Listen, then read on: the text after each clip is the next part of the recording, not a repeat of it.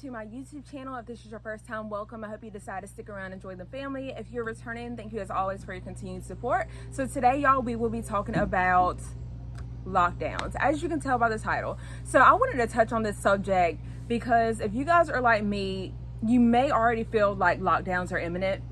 We experienced lockdowns. Many of us experienced lockdowns last year when this virus first appeared. And the thing about this virus is we've experienced viruses before. There are a lot of different viruses around, but this one seems to affect us the most ever. You know, us that are here, you know, back in the 1900s, they also had a virus that went around as well. But this one, we're all here experiencing this for the first time. The thing about this virus is that it has affected life as we know it. It has caused massive interruptions with everyday life. You can't go to the hospital with a family member like you used to be able to. It has affected grocery stores. It affected schools. I know our kids' school was closed pretty much for actually a year. Schools were closed down. So it has affected our kids. It closed down churches.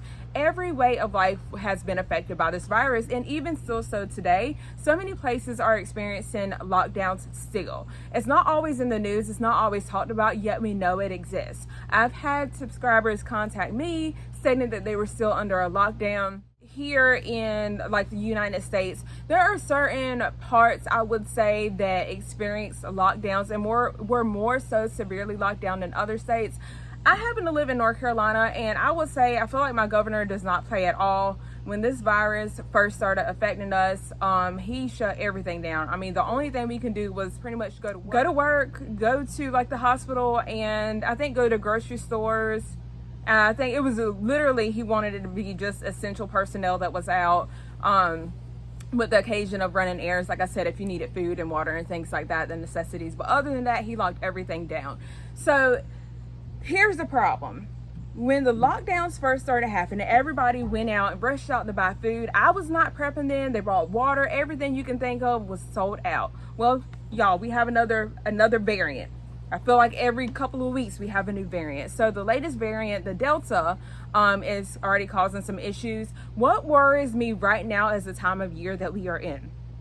So we are coming up upon the fall winter season. You know, the fall winter is like cold flu season anyways. Well, we have another variant, and for some reason I feel like this is going to start slowly but surely locking us down. Mask mandate that has been going on, whether you agree with it or not, I'm gonna be quite honest. I'm so over the mask. I'm so sick of hearing about the debates when it comes to the mask. But like I said, it really just depends on your governor. So for me, look at what your governor did in the past. And when I say the past, I meant like last year when lockdowns. Was he like a tough governor? Was he putting restrictions on everything? Or did you have more of a relaxed mayor that kind of just life continued as normal, if that makes sense? Because there were some states that weren't truly under a lockdown or had to do the mask mandate. They are really pushing this, you know, the thing. So I'm wondering how that's going to come into play this fall and winter. So you guys just want to be prepared just in case. I feel like the government and just people are feeling like they can do whatever they want to do to us, and that we just kind of have to follow what they do and say. And so that can make life a little bit tough for us. So we can I just feel like we need to prepare as much as possible. Just let me know what you guys are thinking. Do you think that we'll be locked down again soon? We have a few months to go. Do you think we have to worry about the beginning of next year? I feel like some states will definitely be locked down. Like, I could be wrong. I'm not a specialist or expert or anything like that. I'm just a regular old everyday person paying attention to my surroundings and paying attention to the world and what's going on with the world. And I don't want to be caught slacking or just, you know, not acting like I'm not worried about anything. So I want to do what I need to do to make sure that myself, my family, my friends are prepared as much as possible. If we do have lockdowns, it's going to be a mess. It is going to be a mess. It is going to be a mess. You guys know that. The only thing that I think is going to be different this time, I feel like people are going to handle things a little bit differently, because I think a lot of us last time followed everything that we were told And you know, the cases still kept rising and they still wanted to keep us locked down. And then you have this new, like, you see how this summer is. I know in my area people are out as normal. I'm one of those people out. I don't live in fear. I told you guys, if you followed my channel, you guys know I don't live in fear at all. That's just no way to live. It's not healthy. It's just no way to live. I mean, I feel like you're going to be miserable if you're living your life in fear of this virus, because that's exactly what it is. Probably makes some people mad right now, but feel free to exit my channel. But you guys, it is a virus. I'm not saying that it's not a serious virus and things like that, but I'm saying that there's a lot of things in the news. It's being pushed on us, and it's up to you how you want to handle that and how you choose to use the information provided and or not provided.